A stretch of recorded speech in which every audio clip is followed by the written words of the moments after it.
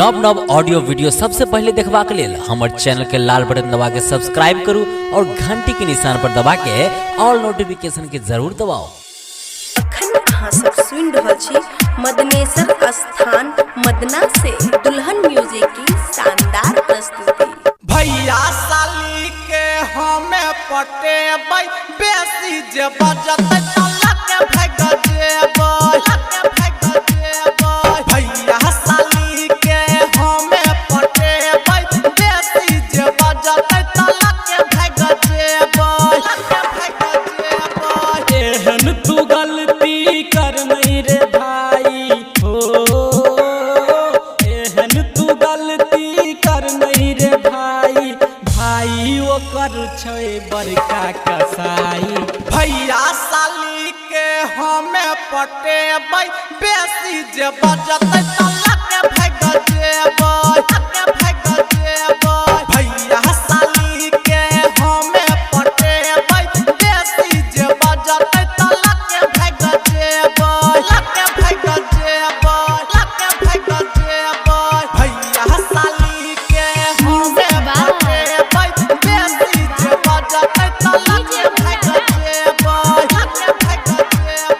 भैया साली के हमें पटेबै बेसी जे बजतै तल्ला के भाग जेबै। भौजी बहिन से शादी हम करब, शादी हम करब हो, शादी हम करब। माना जे करतै तो जहर खा के मरब, जहर खा के मरब हो, जहर खा के मरब, जहर खा के मरब। शादी तू के रे बड़ा पछते बही हो, शादी तू के रे बड़ा पछते बही, घर में है तोरे रोजे लड़ाई। भैया साली के हमें पटेबै बेसी जे बजतै तल्ला के भाग जेबै। भैया साली के हमें पटेबै बेसी जे बजतै तल्ला के भाग जेबै। भैया साली के हमें पटेबै बेसी जे बजतै तल्ला के भाग जेबै। भैया साली के हमें पटेबै बेसी जे बजतै तल्ला के भाग जेबै। हमरो से छोटका के भ गेलै बियाह हो, भ गेलै बियाह भैया भ गेलै बियाह हो।